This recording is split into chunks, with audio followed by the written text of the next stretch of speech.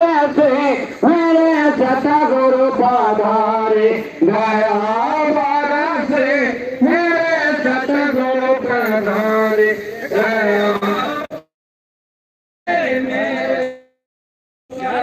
के पावते संगीत नयति सुख पाव सब मेरे से घटे बरसे मेरे सतगुरु पधारे गया बरसे मेरे सतगुरु पधारे गया बरसे मेरे सतगुरु पधारे गया बरसे मेरे सतगुरु पधारे गया बरसे मेरे सतगुरु पधारे और बेला पावन अति मन भावन बेला पावन अति मन भावन बेला पावन अति मन भावन बेला पावन अति मन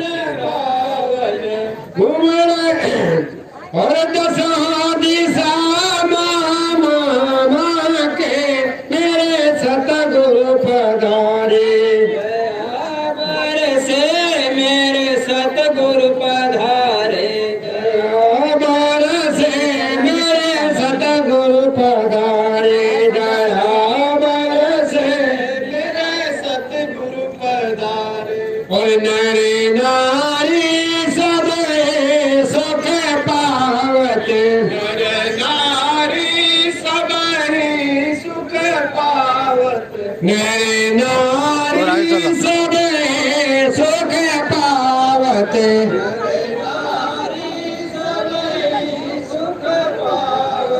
करते दर्शन नैना निरखे मेरे सतगुरु पधारे गया बरसे मेरे सतगुरु पधारे गया बरसे मेरे सतगुरु पधारे कृपा बरसे मेरे चलो चलो पीछे चलो पीछे पीछे चलिए पीछे जाइए पीछे बैठिए बैठिए आप लोग जाओ जाओ चलो बैठिए पीछे चलिए चलिए पीछे चलिए पीछे चलिए पीछे जाओ जाओ पीछे पीछे बैठो पीछे जाओ उधर जाओ उधर जाओ उधर पीछे जाओ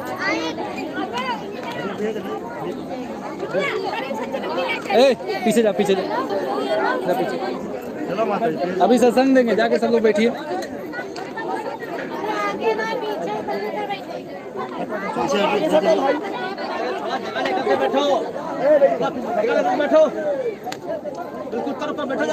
अबे नहीं देना है अभी सत्संग देंगे उसके बाद पैसा देंगे अभी सत्संग देंगे चार्ज में लगे बोर्ड कहाँ है लाइट भी नहीं है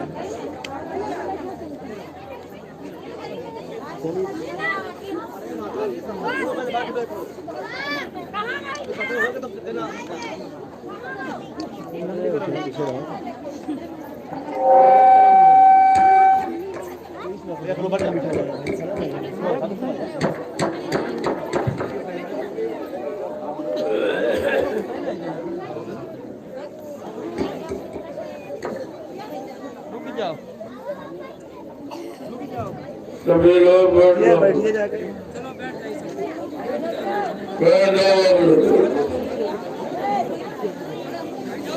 चलो चलो और पीछे चलो पीछे चलो स्टैंड रखना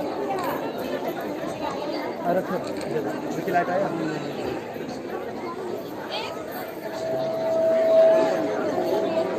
और पीछे बैठो शांति पूर्वक स्टैंड लगा हुआ है पीछे और पीछे बैठो पीछे इतना जगह दिखाई नहीं दे रहा यहाँ से थोड़ा जगह बना दीजिए यहाँ पे जाइए मैं थोड़ा थोड़ा पीछे जाइए यहाँ से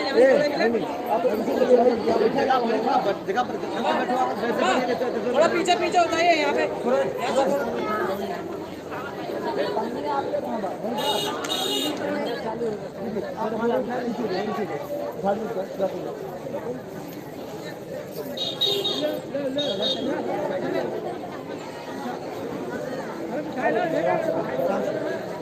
चलो जल्दी चलो, दौड़ के आओ, सत्संग का समय हो गया।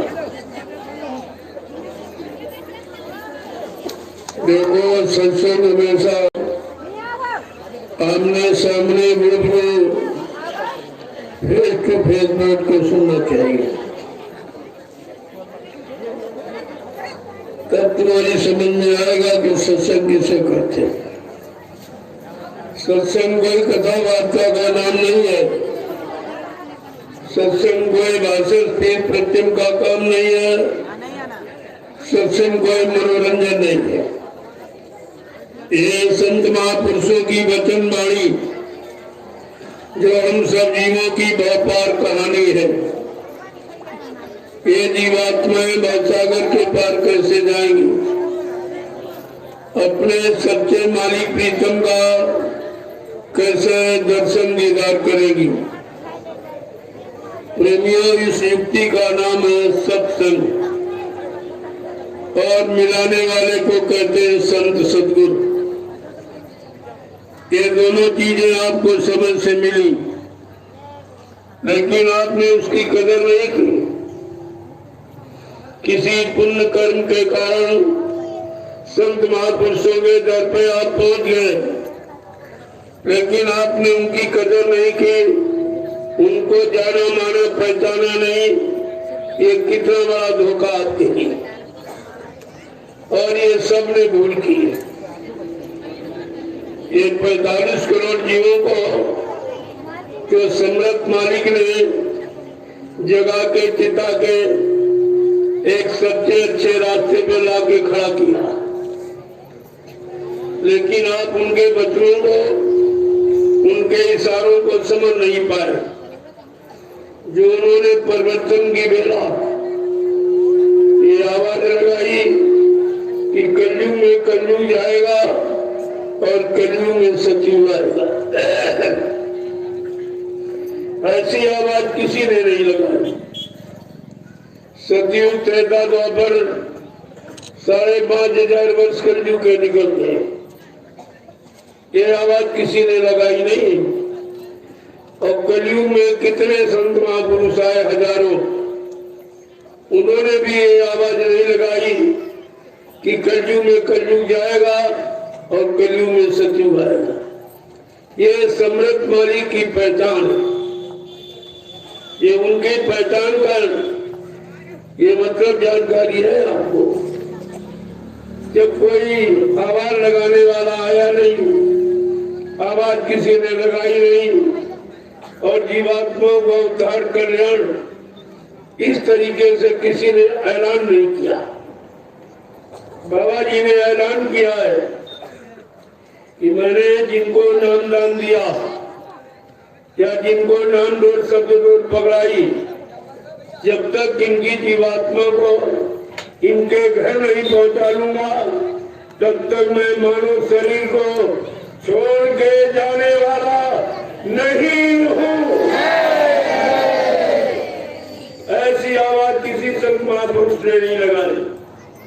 यदि अब कलयुग में हजारों संत आए और सबने नामदान दिया, यही 5 नाम सबने दिए, लेकिन ये आवाज किसी ने नहीं लगाई और ये वादा किसी ने नहीं किया कि जिनको मैंने नामदान दिया, जब तक जिनकी जीवात्मा को घर नहीं पहुंचा लूंगा, मैं मानव शरीर को छोड़ के जाने वाला नहीं हूँ।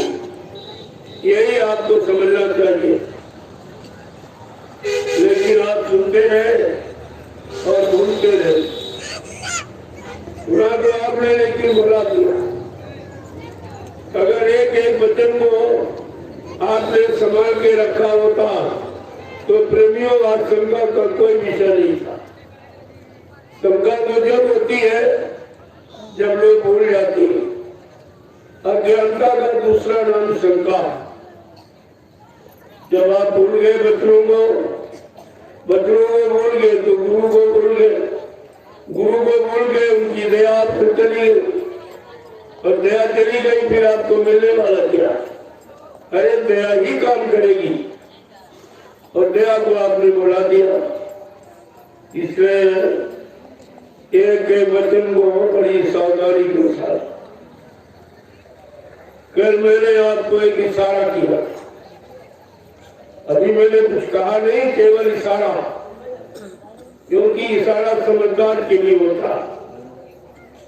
अगर आप समझदार होते, गुरु के वचनों को समझ लिए होते और गुरु के वादे को जान लिए होते, तो इतनी बड़ी भूल आपसे नहीं होती कि आप गुरु को ही भूल गए, उनके वचनों को भूल गए। उन्होंने जो प्रतिज्ञा की है इस भूमंडल पर, जो आज तक किसी ने नहीं की, वो है युग परिवर्तन। यहाँ कोई युग परिवर्तन नहीं कर पाया। युग परिवर्तन तो बहुत बड़ी बात है, यहाँ युग परिवर्तन कोई नहीं कर पाया। लेकिन बाबा जी ने अपना परिचय दिया कि मैं युग परिवर्तन करूंगा, और वो भी बीच में। यहाँ धर्मशास्त्रों ने ये कहा कि जब एक युग समाप्त हो जाता तब दूसरा युग लगता। लेकिन बाबा जी ने अपनी समझ शक्ति की पहचान दी। अभी कलयुग का प्रथम चरण 5,500 वर्ष की निकलवाए और बीच में ही आवाज लगा दी कि कलयुग में कलयुग जाएगा और कलयुग में सतयुग आएगा। फिर भी तुम्हारी समझ में नहीं आया कि आवाज लगाना वाला कौन है। जब इस धरती मंडल पर कोई नहीं आया और ये आवाज लगाई जा रही, इसका मतलब मालिक खुद आया हुआ। तुम गुरु के चक्कर में मत रहना, ये गुरु का काम नहीं है, मालिक खुद आया हुआ।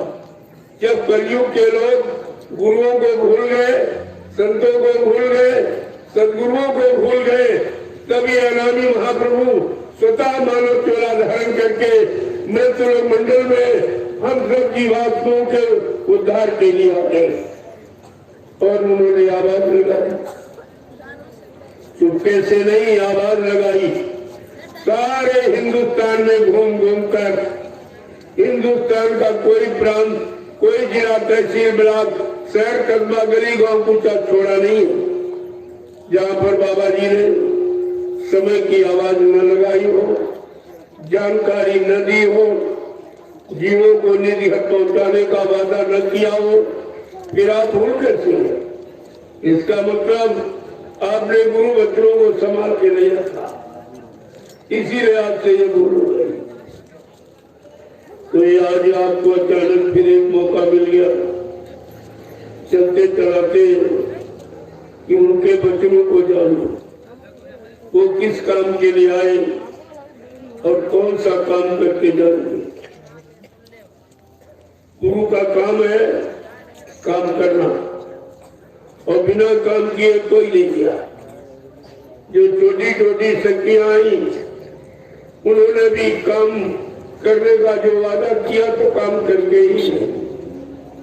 यद्यप परेशानी, संघर्ष, यात्राएं उनको भी उठानी पड़ी। जो परिवर्तन करने आया है उसको बहुत परेशानियों, यानी मतलब बड़ी बड़ी दिक्कतें उठानी पड़ी उनको, और इनके, लेकिन लोग समझ नहीं पाए। राजवचनों को सुनिए और समझिए। यह है काल माया का देश। यहाँ जो भी आया, काल माया ने सबको फंसा के रखा।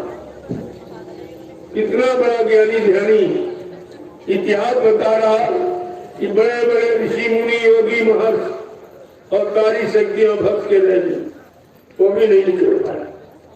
काल माया ने सबको फंसा के रखा।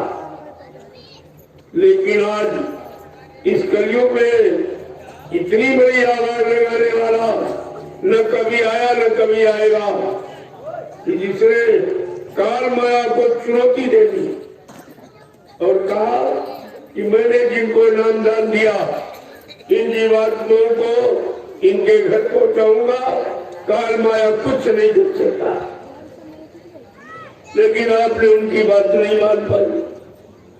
तुम्हारे कानों ने तो सुना, लेकिन तुम्हारे मन ने स्वीकार नहीं किया और तुम सब शंका में चले गए। एक बार शंका ने सबको झकझोरा, सबके अंदर विश्वास हो गया बाबा जी चले गए चले गए चले गए। क्योंकि अगर आपके पास बच्चों की मजबूती होती, गुरु आदेश का पालन किया होता, तो शायद ये भूल आपसे नहीं हो। और इस भूल का कितना बड़ा दुष्परिणाम कि तुम्हारा सब कुछ चला गया, तुम्हारे पास कुछ नहीं बचा। रोने के सिवा, परेशानी के सिवा, बीमारी महामारियों के सिवा आपके हाथ में कुछ नहीं है।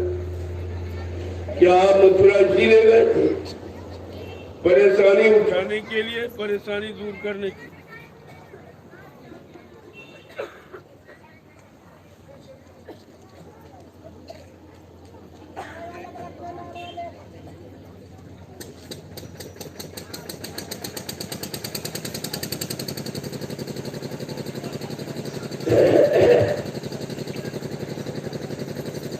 तो एक बच्चों को सुन लीजिए, क्योंकि इस तरह आपको सुनाने कोई पहले भी नहीं कोया, क्योंकि तुम्हारी चिंता और किसी को नहीं, सबको अपनी अपनी चिंता पड़ी, तो तुम्हारी चिंता कौन करेगा? तुम्हारे दुख तकलीफों को कौन दूर करेगा? बीमारी महामारियों से तुम्हें कौन सुरक्षित रखेगा? और तुम्हारी जीवात्मा को उद्धार करना हो, इस पर विचार करना चाहिए। परमात्मा ने मानव बुद्धि दी है विचारने सोचने के लिए कि अच्छे बुरे की, पाप पुण्य की, शुभ अशुभ की, झूठ और सत्य की पहचान करना। और आपने बुद्धि का भी प्रयोग नहीं किया, उससे भी आपने अपना भला, अपना अच्छा यानी काम होने वाला तो आप कुछ सोच ही नहीं पाए। तो इसलिए ये अवसर मिला है, एक एक वचन को बड़ी सावधानी के साथ। ये भवसागर, इसे कोई जल्दी निकल नहीं पाया, सब यहीं पर रहे। जिनको तुम भगवान कहते हो, त्रेता के नाम राम द्वापर के कष्ट को भी नहीं निकल पाया। इसीलिए महापुरुषों ने कहा, ब्रह्मा जी ब्रह्मलोक का सुख आनंद उठा रहे, उनकी जीवात्मा जगी न घर पहुंची।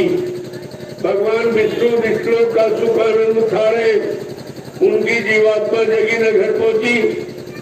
भगवान शंकर शिवलोक का सुख आनंद उठा रहे, उनकी भी जीवात्मा जगी न घर पहुंची। भगवान राम साकेत लोक का सुख आनंद उठा रहे, उनकी जीवात्मा जगी न घर पहुंची। भगवान कृष्ण गोलोक का सुख आनंद उठा रहे, उनकी जीवात्मा जगी न घर पहुंची। देवी देवता देवलोक का सुख आनंद उठा रहे, उनकी जीवात्मा जगी न घर पहुंची। क्यों? जीवात्मा जगाने का अधिकार केवल संत सदगुरु को है, और वो कलयुग में आए और किसी युग में आए नहीं थे, इसलिए किसी जीवात्मा का उद्धार नहीं हुआ। आज कितना बड़ा ये अवसर, मौका हम सब गंदे जीवों को मिला। सतयुग त्रेता द्वापर अच्छे युग थे, अच्छी उम्र वाले, अच्छे खान पान करने वाले, अच्छी संसोबत, अच्छा तपस्या त्याग वैराग रखने वाले, लेकिन उस समय संत नहीं है। इसीलिए कहा है, गिरी बदरिया पाप की बरस रहे अंगार, संत न आते जगत पे जय मरता संसार। अगर संत महापुरुषों का आगमन इस भारत भूमि पर न हुआ होता, तो हम सब जीवात्माओं को काल माया के देश से निकलने का कभी अवसर ही नहीं मिलता। इतना बड़ा काम करने आ गए जो किसी युग में किसी ने नहीं। और आपका दुर्भाग्य कि आप उनको पहचान नहीं पाए, अपना बना नहीं पाए, अपनी जीवात्मा का कल्याण करा नहीं पाए। ये कितना बारी आपने अपना परमार्थी आध्यात्मिक नुकसान कर दिया। तो जरा फिर से होश में आ जाओ, अभी समय है। क्योंकि समर्थ मालिक ने तो यहाँ तक कहा, एक घड़ी आधी घड़ी आधी माँ पुनिया गोस्वामी संगत साथ की हरे कोट अपराध, यानी करोड़ों जन्मों के पापों को क्षय करना ये किसी के बस की बात नहीं है। लेकिन बाबा जी ने क्या ऐलान किया कि अगर तुम मेरी बात मान लो, मेरे वचनों पर चल पड़ो, नाम की उक्ति पकड़ करके और सुबह शाम आत्मा के घाट पर बैठकर अगर नाम की कमाई करने लगो और जीवात्मा जगा लो तो ये घर पहुंच जाएगी, फिर कभी मृत्यु मंडल पर नहीं आएगी। ये अवसर किसी ने नहीं दिया और ऐसा ऐलान किसी ने किया नहीं है। और तुम्हें अवसर मिला लेकिन तुम चूक गए, तुम भ्रमित हो गए, भूल भ्रम में चले गए, तुम्हारी समझ में कुछ आया ही नहीं। तो कितना ये बड़ा नुकसान जीवों का हो गया है और अभी लोगों की समझ में नहीं आ रहा, क्योंकि ये दूरी बढ़ाते ही चले जा रहे। मैं सुनाते चला जा रहा और ये भागते चले जा रहे। ये अब भी सुनने की इनमें समझ कुछ पैदा नहीं हो रही कि आखिरकार हमारा कल्याण कौन करेगा, हमारी जीवात्मा का उद्धार कौन करेगा, काल माया के पेट से छुटकारा कौन दिलाएगा, 4,84 लाख नरकों की योनियों से कौन बचाएगा। अगर ये सब चीजें तुम्हारे अंदर होती तो इतनी बड़ी भूल और गलती आप नहीं करती। तो जरा सुन लीजिए, 2 वचन तो आपकी समझ में कुछ आ जाए कि हमेशा मालिक से एक ही प्रार्थना करनी चाहिए। वो किसके लिए? अपनी जीवात्मा की। लेकिन तुम शरीर के लिए जो नासवान है, क्षणभंगुर है, जल बिंदु की सतत क्षणमात्र में विलीन हो जाता, तुम रोते चिल्लाते प्रायश्चित करके रह जाते। इस नासवान शरीर के लिए और शरीर से नासवान वस्तुओं की तुम इच्छा कामना करते रहते हो और तुम्हें नहीं मालूम कि तुम्हारा यहाँ कुछ है। ये जो कुछ 2 नैनों से देखे काल भोग सब करता और सब मर जाए, शब्द नहीं मरता। जो कुछ 2 आंखों से देख रहे हो, कानों से सुन रहे हो, बुद्धि से विचार कर रहे हो, ये सब नाशवान, ये तुम्हारा न था न है न तुम्हारा रहेगा। इसी भूल भ्रम को संत महापुरुष खत्म करने आते।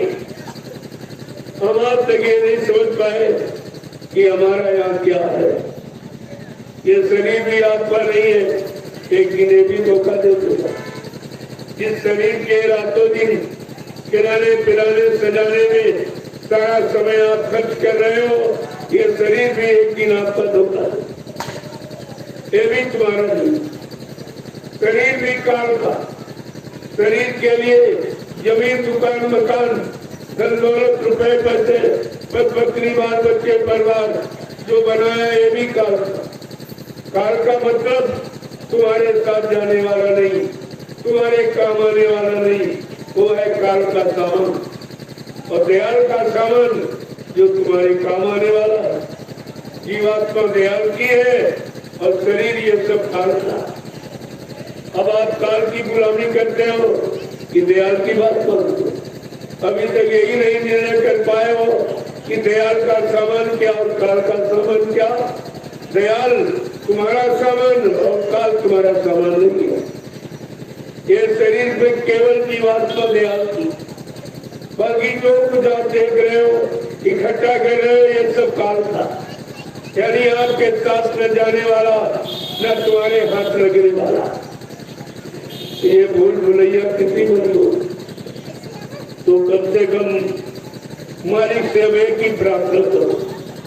सब कुछ कह के आपने देख लिया, सब कुछ मांग के देख लिया, जो मांगा वो तुम्हारा हो नहीं सका तो हमें आपको मांगना भी नहीं आता कि सत्सु के दरबार में क्या मांगा जाता है, क्या देने आए हैं, कौन सा भंडार लेके आए हैं, हम आज तक ये भी नहीं जान पाए। ये भी नहीं समझता है। हमेशा सदगुरु से दया की भीख मांगनी चाहिए, दया की। लेकिन दुकान का सामान मांगते रहते, जमीन दे दीजिए, दुकान दे दीजिए, बस बकरी बाल बच्चे दे दीजिए, रुपया पैसा ये सब तुम्हारा नहीं है। क्योंकि जब आप माँ के घर से आए तो नंगे और अकेले आए, जब कोई सामान लेके आ पाए नहीं, तुम लोग कपड़ा तो लेके नहीं आए, नंगा पैदा होता और अकेला, और यहाँ से नंगा और अकेला ही चला जाएगा। तो सारा जीवन व्यक्ति का सामान इकट्ठा करते रहे जो तुम्हारा नहीं था। संत महापुरुषों ने कहा ये कंकड़ पत्थर ये क्यों इकट्ठे करते हो जो तुम्हारे काम आने वाला नहीं है। आप वो चीज इकट्ठा करो जो तुम्हारे साथ जाए, वो है नाम की कमाई। जो समय से नामदान मिला, नाम का रास्ता, नाम की जुक्ति मिली, इस नाम की जुक्ति से मुक्ति होगी। और बाकी जो सामान आप इकट्ठा करते हो ये मुक्ति से बहुत दूर गति चले जाएगा, आपको मुक्ति के करीब आने नहीं देगा, न लगने देगा।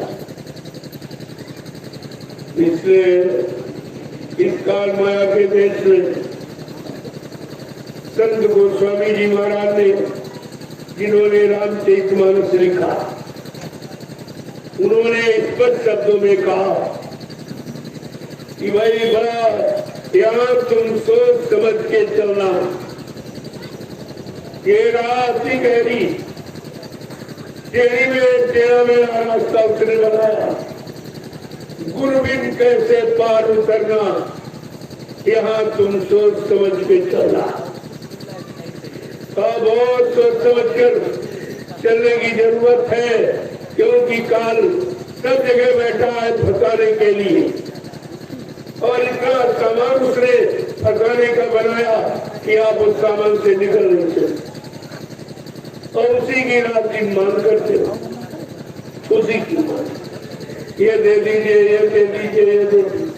ये नहीं, कभी नहीं कहते हमारी जीवात पर जगा दीजिए, परमात्मा से मिला दीजिए, हमें जन्म मरण से छुटकारा दिला दिए, काल माया के तेज से हमारा बचाव करती। ये तो कभी आप मानते ही नहीं, क्योंकि एक तो आपको मांगना नहीं आता, अगर दया करके दे दे तो आप रखना नहीं जानते। जैसे आपने फेंक दिया, 60 साल बाबा जी ने मथुरा में आपको क्या नहीं सिखाया और क्या नहीं बताया और क्या नहीं दिया, लेकिन तुम्हारे पास कुछ भी नहीं, तो सब तुमने फेंक दिया। जब सब फेंक दिया, अब तुम शंकर में बोलबल में चले गए। अभी क्या आगे और रोना पड़ेगा।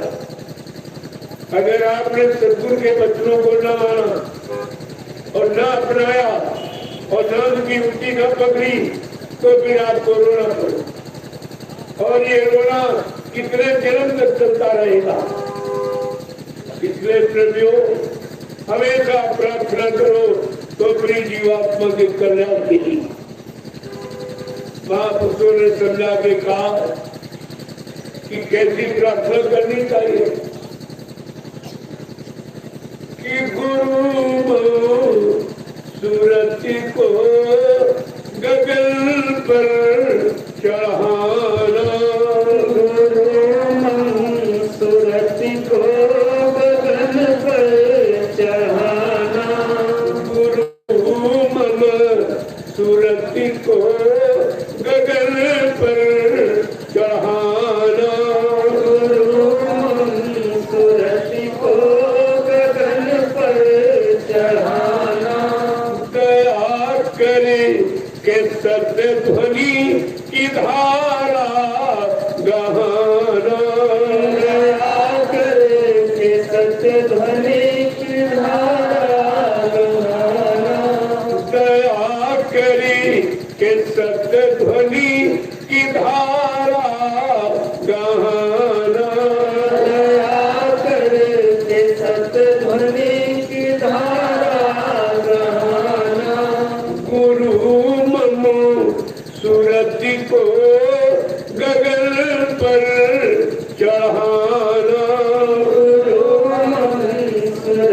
को गगन पर चढ़ाना, कि अपनी किरण का सहारा गहा कर, अपनी किरण का सहारा गहा कर, परम तेज में रूप अपना दिखाना, परम तेज में रूप अपना दिखाना, परम तेज में रूप अपना दिखाना, परम तेज में रूप अपना दिखाना, गुरु मम सूरति को गगन पर चढ़ाना,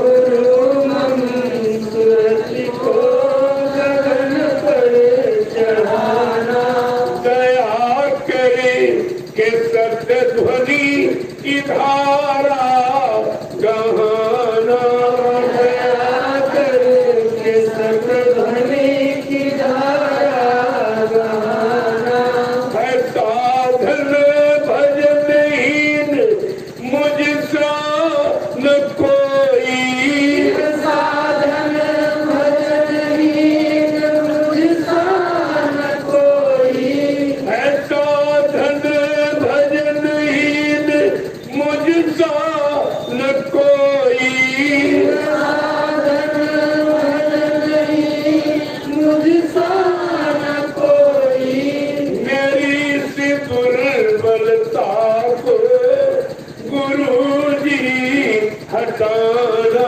मेरी सी दुर्बलता को गुरु जी हटाना, मेरी सी दुर्बलता को गुरु जी हटाना, मेरी सी दुर्बलता को गुरु जी हटाना, गुरु मम सूरति को गगन पर चढ़ाना, गुरु मम सूरति को गगन पर चढ़ाना, दया करी के सत्य ध्वनि की धारा गहाना, दया करे के सत्य ध्वनि की धारा गहाना, ये पापों के संस्कार इस जन्मों के मेरे, पापों के संस्कार इस जन्मों के मेरे, ये पापों के संस्कार इस जन्मों के मेरे, पापों के संस्कार इस जन्मों के मेरे, है जो वे दया करे क्षमा कर मिटाना, जो दया करे क्षमा कर मिटाना, है जो दया करे क्षमा कर मिटाना, है जो दया करे क्षमा कर मिटाना, गुरु मम सूरति को गगन पर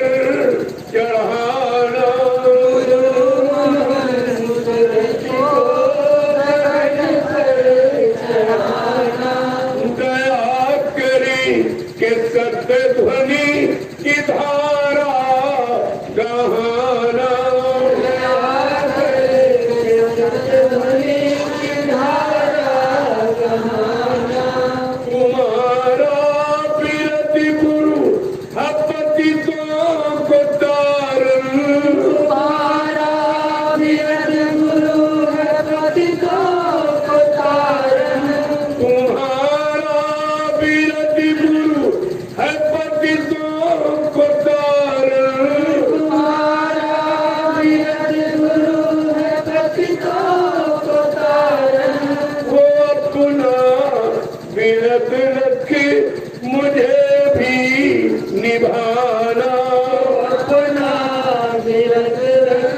मुझे भी निभाना, वो अपना विरत रखे मुझे भी निभाना, अपना विरत रखे मुझे भी निभाना, गुरु मम सूरत को गगन पर चढ़ाना,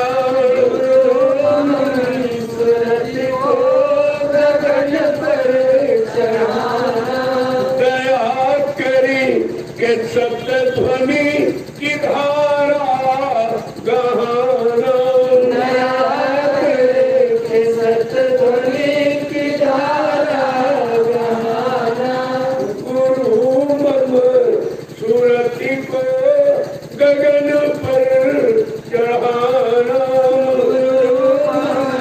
सूरज को गगन पर चढ़ाना,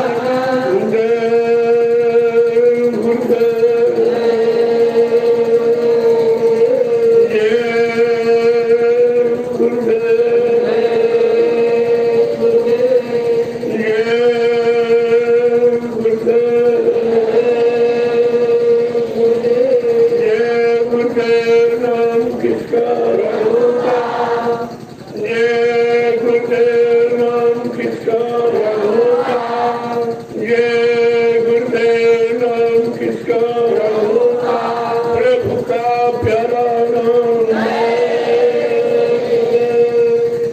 विश्व के प्रथम मसीहा, युग प्रवर्तक, सतयुग के निर्माता, वैचारिक क्रांति के जन्मदाता, परम पूजनीय स्वामी जी महाराज आज इस आध्यात्मिक समारोह में शामिल शरीक होने वाले समस्त सभी प्रेमी जीव का बड़ा सौभाग्य होता है तब सत्संग में आने का अवसर मिलता है। करोड़ों जन्मों की तपस्या, करोड़ों जन्मों के पुण्य और करोड़ों जन्मों की सेवाएं जब जीव की एकत्र हो जाती है, उनका उदय होने का वक्त आता है, तब ये पावन पवित्र घड़ी संत महापुरुषों के वचन वाणी सुनने के अवसर मिलते हैं। निश्चित आप बड़े भाग्यशाली हो जो ऐसे गंदे खान पान के बीच, ऐसी गंदी संशोधक और गंदे कर्म क्रियाकलाप के बीच एक मानव को अच्छी दिशा का ज्ञान कराया जाए, अच्छी बातों पर चलने की प्रेरणा दी जाए। ये छोटी मोटी दया नहीं है। अब इतिहास को कितने लोग संभाल के रख पाएंगे, कितने रखे, कितने बेचारे भूल गए। दया तो मिली, लेकिन आपने दया को संभाल के नहीं रखा। जिसने दया की, जिसने भूल भ्रम आपका दूर किया और तुम उसी में शंका कर बैठे, उसे के लिए कह रहे चले गए। अभी किसी काम की शुरुआत भी नहीं हुई और तुमने महापुरुष के जाने की शुरुआत की। फिर ये काम करेगा। कभी तुमने मानव बुद्धि से सोचा ये परिवर्तन कौन करेगा? क्या परिवर्तन इंसान के बस की बात? क्या किसी इंसान ने परिवर्तन कभी किया है? ऐसा कोई इतिहास तुम्हारे पास है? इतनी तो आपको अंदर समझ होनी ही चाहिए। सतयुग का परिवर्तन राजा हिरण्यकशिपु के द्वारा नहीं हुआ। जो योगियों ने हरि नाम जगाया उसके द्वारा परिवर्तन। त्रेता का परिवर्तन रावण राजा के द्वारा नहीं हुआ। जो ऋषि मुनियों ने राम नाम जगाया उसके द्वारा परिवर्तन। और द्वापर का परिवर्तन कंस महाराजा के नाम से नहीं हुआ और समय का जो जगाया गया नाम कृष्ण नाम, वो कृष्ण नाम से परिवर्तन हुआ। ये तीनों युग आपको जानकारी दे रहे हैं कि परिवर्तन समय के जगाए नाम के द्वारा। और आज कलयुग का परिवर्तन कैसे? इसलिए बाबा जी ने जय गुरुदेव नाम जगाया और सिद्ध किया और कहा परिवर्तन जय गुरुदेव नाम से हो। जन जन की जबान पर जब जय गुरुदेव नाम आएगा, सच्ची स्वतंत्रता का मानो कब आनंद उठाएगा। जय गुरुदेव मिटाने वाला स्वयं वही मिट जाएगा। ये कितना बड़ा चैलेंज, इतने बड़ी समय की सत्यता और जानकारी, लेकिन तुम्हारे पास तो भी जानकारी नहीं। ये भी आप भूल गए। बाबा जी ने इसलिए परिवर्तन की अनोखी निशानी ये टाट बोला आपको पढ़ाया था। टाट बक्कर है पाना फकीरी वक्त के मुर्शिद पिन्हाए हुए। ये समय के मुर्शिद, समय के सद्गुरु ने जो आपको ये पोशाक दी, ये परिवर्तन की पोशाक, और ये हमेशा जिनके द्वारा परिवर्तन कराया गया, उस समय के गुरु ने अपने शिष्यों को यही भेद धारण कराया, परिवर्तन था। जब त्रेता में राम के द्वारा परिवर्तन होना हुआ, उनके गुरु वशिष्ठ विश्वामित्र ने जब वो जंगल राजगद्दी होने जा रही थी, तुरंत रुकवा दिया, क्योंकि जिनसे परिवर्तन होना है वो राजभोग नहीं करेगा, वो तपस्या करेगा और तपस्या करके ही वो परिवर्तन करेगा। कहाँ राजगद्दी का आदेश, कहाँ तुरंत आदेश बदला कि नहीं आपको वनवास होगा। जब वनवास चलने लगे तो गुरु वशिष्ठ जी ने कहा कि जंगल तो जाए लेकिन राशि कपड़े उतार के रखो, सिर से मुकुट उतारो तो सीधे जंगल चले जाओ। भूमि स्वयं बलकल बसन कंदमूल फल खाओ। जाओ जमीन पर सोना और बलकल वस्त्र ही काट मोड़ा। उस समय मशीन का युग नहीं था तो टाट कपड़े गुरु में बन के नहीं आया, लेकिन इशारा है, रामचरितमानस इशारा करती है, जटा जूट सिर पे जटाए और बदन में जूट लपेटो, सीधे जंगल चलेगा। जब 14 वर्ष तपस्या करोगी, नारी नींद भोजन करे, नारी नींद भोजन करे तजे खलक की आस, उससे परिवर्तन होगा। उससे रावण जैसा अत्याचारी अनाचारी का वध होगा। ऐसे वो भी नहीं कर पाते। अयोध्या में राजगद्दी पर बैठकर राजभोग करके ये काम उनसे नहीं हो सकता था। ये तो गुरुओं को मालूम होता है, गुरु जानता है भविष्य वर्तमान को कि कैसे और किस स्थित परिस्थिति से और मतलब यानी कैसे काम होगा। तो उन्होंने ये इशारा किया कि जाओ जंगलों में ऋषि मुनि रहते हैं, जाओ उनको सिद्धा प्रणाम करना, उनसे आशीर्वाद लेना, तब तुम रावण जैसे आतताई को मार सकोगे। नहीं वो तो ये तुम्हारे बस की बात। तो इतना बलवान धनवान बुद्धिमान भूते न भविष्यति, न कभी आया और न कभी आएगा। ऐसे का वध करना ये साधारण इंसान के बस की बात नहीं। लेकिन गुरु की दया क्या नहीं कर सकती, यही टाट बोरा पहनाया और कहा सीधे जंगल चले जाओ। जब 14 वर्ष तपस्या की, जंगल में परेशानी संघर्ष यात्राएं उठाई, तब रावण जैसे आतताई का वध कर पाए। इतिहास सब जानकारी दे। आज अत्याचार अनाचार पापाचार भ्रष्टाचार मांसाहार अगर देश से समाप्त करना है तो ये तरीका आपको अपनाना ही पड़ेगा। जो परिवर्तन का रहा है, तब्दीली बदलाव का, वही तरीका अपनाना पड़ेगा। इसलिए बाबा जी ने इस कलयुग में परिवर्तन के लिए ये आपको फकीरी भेद धारण कराया। कहा टाट बोरा पहन के बच्चा तपस्या करो।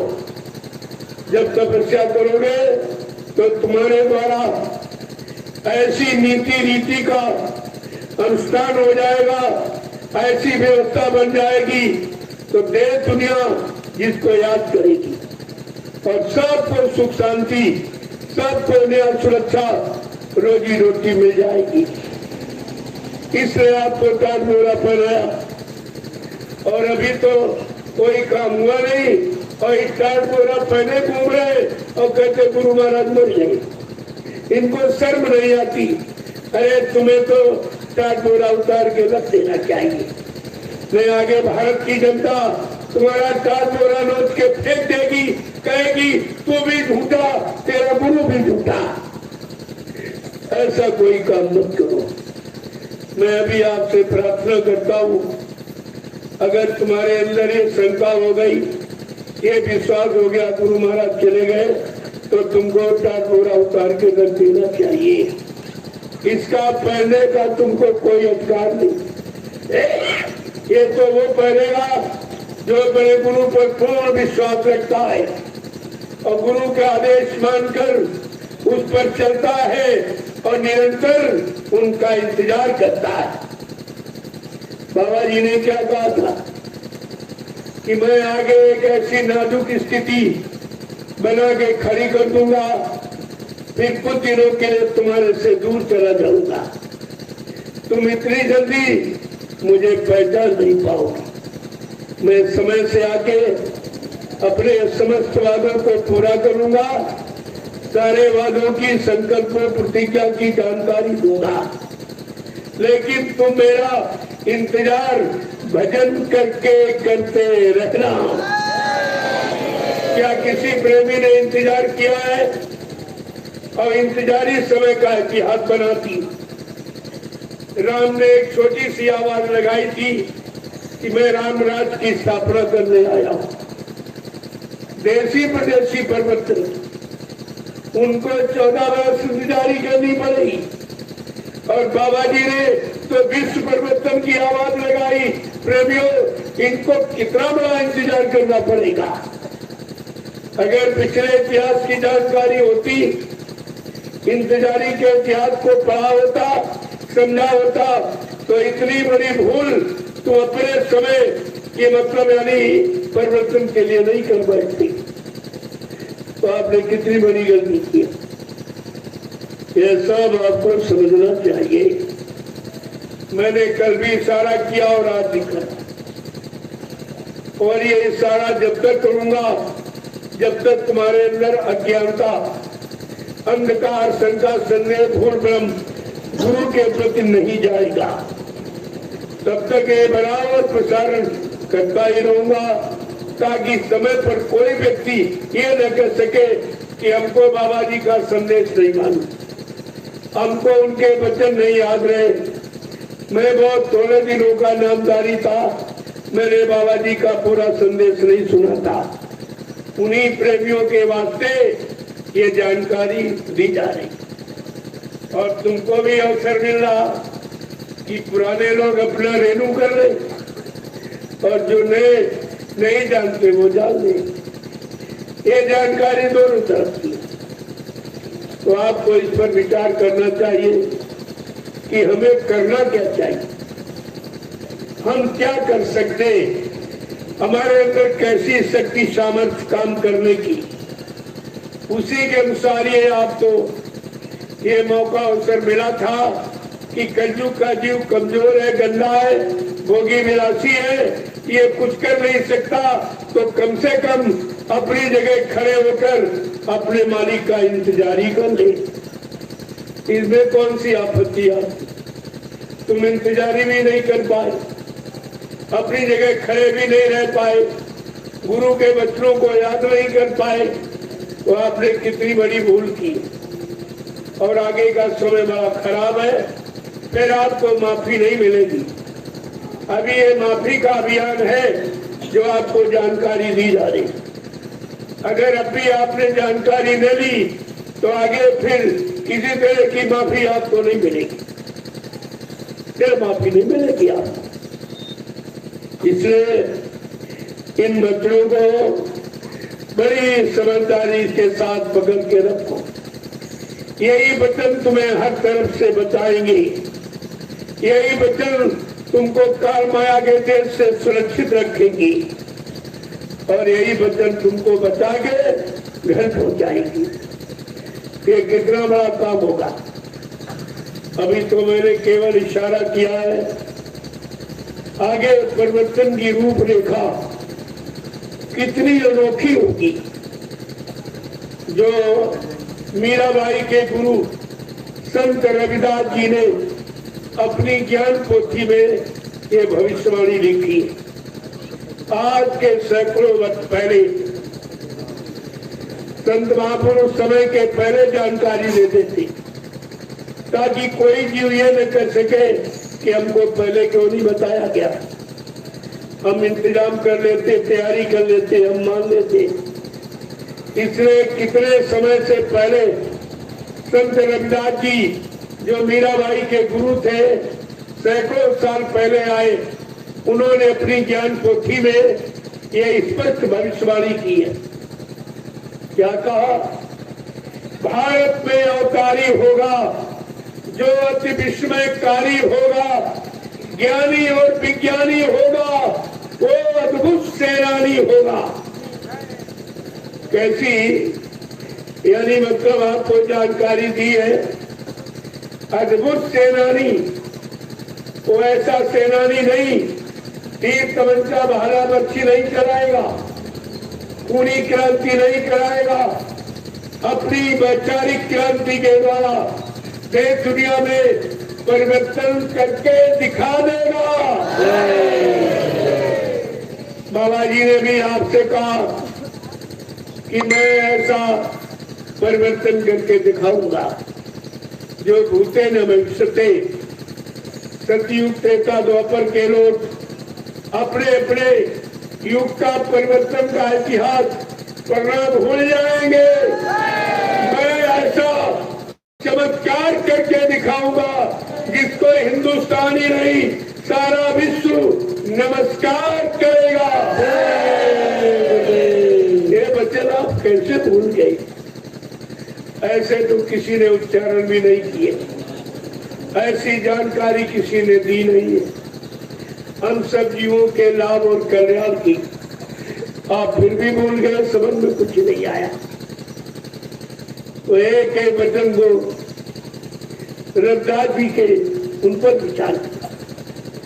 उन्होंने एक बात बड़ी अनोखी कही है, वो सृष्टि का अनोखा अद्वितीय विलक्षण ऐसा समृद्ध मालिक होगा जो एक अनोखी लीला करेगा। अनोखी लीला वो कौन सी? जीते जी कई बार मरेगा, संगम भेष में वो विचरेगा, देश बचाने के लिए होगा एक आवाहन, युग परिवर्तन के लिए चले प्रबल तूफान, तीनों ओर से हमला होगा, देश के अंदर दो ही घपला, सभी तरफ कोहराम मचेगा, कैसे हिंदुस्तान बचेगा। आज चारों तरफ का इमाम कोहराम मचा हुआ, सब मारकाट की आवाज आ रही। ऐसे समय में ये हिंदुस्तान को कौन बचाएगा? ये कैसे बचेगा? बचाने वाला वो कौन महापुरुष होगा जो हिंदुस्तान की धरती पर आया, अपनी धरती को बिल्कुल पाक साफ पवित्र रखेगा। ये सब जानकारी आपको रखनी चाहिए। रविदास जी ने एक और बात कही है, वो भी बड़ी विलक्षण है। क्या कहा उन्होंने? कि जिसने भारत मां सताई, जिसने इसकी करी लुटाई, नेता मंत्री और अधिकारी, इनको जान बचाना होगा भारी। ये स्वर्ण मैदान भगेंगे, अपने अपने घर में छिपेंगे, लेकिन महापुरुष क्या करेगा?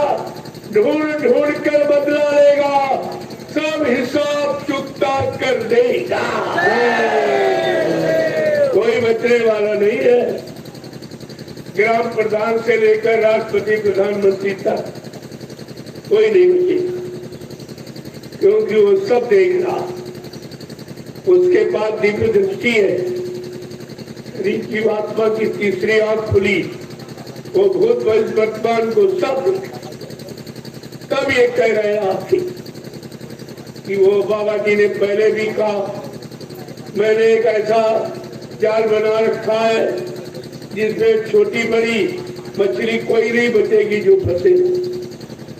कितना सारगर्भित इशारा है, ये रहस्यमयी है। लेकिन आप जब सीधे सीधे वचन गुरु के नहीं समझ पाए, मान पाए और भूल गए, और मतलब यानी तो ये रहस्यमयी इशारे तुम कैसे समझो? ये आपकी समझ में कैसे आए? कहा कोई बचने वाला नहीं है जो ये समझता हो कि हमने चालाकी होशियारी की, हमने देश की जनता को धोखा दिया और मतलब यानी ये सब खा गए, अरे बचेगा कोई नहीं। उसके बाद तुम्हारे कर्मों की सारी बही जो सुबह शाम तक आप करते हो, रात दिन 24 घंटे, वो तुम्हारे कर्मों की सारी बही उसके पास। क्योंकि तुम्हारे इन काली करतूतों को देखने वाला तुम्हारे अंदर ही बैठा, वो है जीवात्मा जो परमात्मा का। जीवात्मा सब देख रही, तुम्हें समझते हो आप से इधर उधर देखा कोई नहीं तो फट से बुरा कर्म कर बैठे। तुम्हें ये नहीं मालूम देखने वाला तुम्हारे अंदर ही बैठा। बाबा जी ने सत्संग के दौरान एक इशारा भी किया था कि बच्चा तुम्हारे पीछे कुदरत ने एक कैमरा लगा दिया, कुदरत ने एक कैमरा लगा दिया। इंसान के बनाए कैमरे से तो आपको डर लगता कि सामने जाएंगे तो सारी हकीकत खोल देगा, लेकिन भगवान के कैमरे से आपको डर नहीं। क्या क्या तुमने नहीं किया, कौन सा जुर्म, कौन सा पाप, कौन सी धोखाधड़ी बेईमानी तुमने नहीं की, वो सब तुम्हारा नोट हो गया। अब इससे राजा हो चाहे रंग, चाहे प्रजा हो चाहे राजा, कोई बचने वाला नहीं है। किया है तो उसका परिणाम तो आपको भोगना ही पड़ेगा। बाबा जी ने एक मौका दिया था, अब भी अगर जाग जाओ, चेत जाओ तो तुमको बचा लिया जाएगा। तुम केवल शाकाहारी हो जाओ। अगर शाकाहारी हो जाओ तो कुदरत की मार से तुम्हें बचा लिया जाएगा।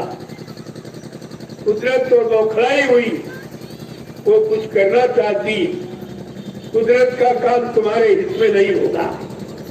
जो आपने मार काट, हिस्सा चोरी, कतरेआम, व्यभिचार, कुचार, झूठ, कपट, बेईमानी की है, उससे कुदरत सख्त ना हो और वो कुछ करना चाहती है। लेकिन बाबा जी ने कहा, मैंने कुदरत से प्रार्थना की तुम्हारे लिए, कभी थोड़ा रुक जाओ, मैं अपने बच्चों को सारे हिंदुस्तान में शाकाहार का प्रचार करने भेजे देता हूँ। जब लोग मेरे शाकाहार सिद्धांत को न माने, न अपनाए, तो फिर तुम्हारी इच्छा में आए वो करना। और जब लोगों ने बात सुनी नहीं और जिम्मेदार लोग देश के, उन्होंने हिंसाओं पर लाइसेंस बनाना शुरू कर दिया। ये कितना बड़ा पाप की सजा पाने का काम है, ये भी नहीं बचेंगे। इसने लाइसेंस बना दिया।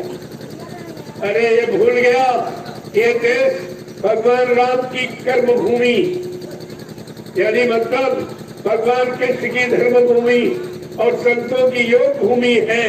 इस पर ये अनाचार, अत्याचार, ये निर्दोष जीवों की हिंसा और हत्या जो हो रही है, जिससे कुदरत सख्त नाराज हो और वो जानलेवा बीमारी तैयार कर रखी। अभी एक छोटी सी बीमारी आई थी, वो भी बाबा जी ने 6 नवंबर 1986 कोई ये कोरोना के बारे में पूरी जानकारी दी थी कि आगे तुम्हारे पाप कर्मों के कारण कुदरत एक बीमारी भेज रही, उस बीमारी का नाम होगा कोरोना।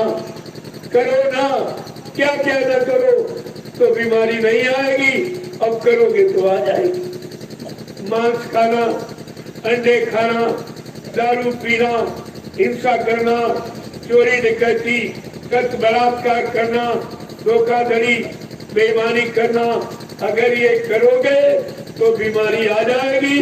करो ना, इसे मत करो तो कोई बीमारी नहीं आएगी। उस कोरोना शब्द की व्याख्या और परिभाषा न ये समझ पाए न ये समझ पाएंगे, इनके बस की बात ये नहीं है। कोरोना का मतलब ही नहीं समझ पाए कि हमें क्या करना है, क्या नहीं करना है, क्या करने से कौन आपत्ति बीमारी आएगी और क्या करने से बीमारियां चली जाएंगी, ये तो इन्होंने बताया नहीं। और बल्कि जब एक लॉकडाउन लग गया, आपको घरों में जेल बना दी गई, अपने अपने घरों में आप बंद हो गए, कुछ नहीं बोला कोई कि भाई घरों में क्यों बना, बंद कर।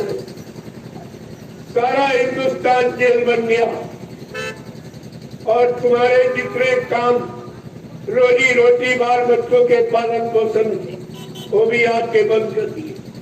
दुकान बंद हो गई, व्यापार बंद हो गया, रेल यातायात बंद हो गया, यानी मतलब ये सब, और कार्यालय और न्यायालय और विद्यालय सब बंद। परिणाम क्या होगा? जब सब बंद हो जाएगा, सब कुछ करते तब तो परेशान हो, और सब बंद कर दिया जाएगा तो परेशानी और बढ़ जाएगी। कैसी कैसी परेशानी से लोग गुजरे, पैदल बेचारे मुंबई कलकत्ता से भागे, अपने अपने घर के लिए रवाना, यानी पैदल गांव में रोटी मांग मांग के खाई। एक एक रोटी का टुकड़ा तुमको याद होना चाहिए कि तुम तबाह हो गए हो। बाबा जी ने पहले ही कहा था, आगे ऐसा खराब समय आ रहा कि रोटी का टुकड़ा अगर नाली में पड़ा होगा तो निगाह बचा के तुम उठा के खा लो। अन्न और दवाओं की कमी पड़ेगी, पेड़ों की पत्ती तुम्हें ढूंढे न मिलेगी। ऐसा आएगा तेरे कर्मों का नजारा, और सुनते तो जाओ संदेशा हमारा। ये बाबा जी ने सब आपको सुनाया, लेकिन तुम केवल कथा वार्ता, किस्से कहानी के रूप में सुनते रहे, अपने जीवन में कभी आपने उतारा नहीं, तो आपका पारिवारिक जीवन, सामाजिक जीवन, व्यवहारिक जीवन सब कष्टों में चला गया, सब बीमारियों में चला गया, और अभी आगे और बीमारी आ रही। अगर आप शाकाहारी न बन पाए तो कुदरत ने ऐसी जानलेवा बीमारी तुम्हारे लिए तैयार कर रखी है कि मिनट पर का घड़ी तो ज्यादा हो, यानी मिनट नहीं लगेंगे, गांव के गांव, शहर के शहर, कस्बे के कस्बे वीरान हो जाएंगे। 12-12 कोस पर कोई चिराग जलता नजर आएगा, इतनी जनहानि हो जाएगी, इतने मकान खाली पड़े रहेंगे, कोई रहने वाला नहीं होगा, और तुम एक इंच जमीन पे झगड़ा करते हो। तुम्हें आगे नहीं मालूम क्या होने वाला। बाबा जी ने तो सब जानकारी, सारा अवगत कराया, लेकिन तुमने गुरु के वचनों पर विश्वास नहीं किया और उनको अपनाया नहीं, इसलिए आप परेशानी में चले गए। देखो कितना भारी नुकसान और आगे होने वाला। इसलिए कहा एक बार फिर मेरे बच्चों की जानकारी दे दी जाए। अगर नहीं मानेंगे तो फिर हिंदुस्तान क्या विश्व का कोई व्यक्ति ये नहीं कह सकता कि संत महात्मा ने हमको बताया क्यों नहीं, जब जानते थे। ये उसी की जानकारी आपको दी जाती। तो जब बुद्धि खराब हो जाती है, विनाश कार्य विपरीत बुद्धि, जब विनाश होने को होता है तो बुद्धि विपरीत दिशा में काम करती। कितनी अच्छी सच्ची बात बताओ, उसकी समझ में नहीं आती। क्यों? उसका विनाश होना, उसके पापों का घड़ा भर गया, इसलिए कोई अच्छी सच्ची बात आपसे नहीं मानी। लेकिन सत महापुरुष अपनी फर्ज अदायगी हमेशा करते ही रहते। वो जन जागरण के लिए कोई न कोई संदेश देते ही रहते हैं, आपको जगाते ही रहते हैं, लेकिन आप सोते रहते हो, बात को सुनते ही नहीं हो, समझते नहीं हो, तो फिर ये परेशानी से आप बच नहीं पाओगे। आगे का समय बहुत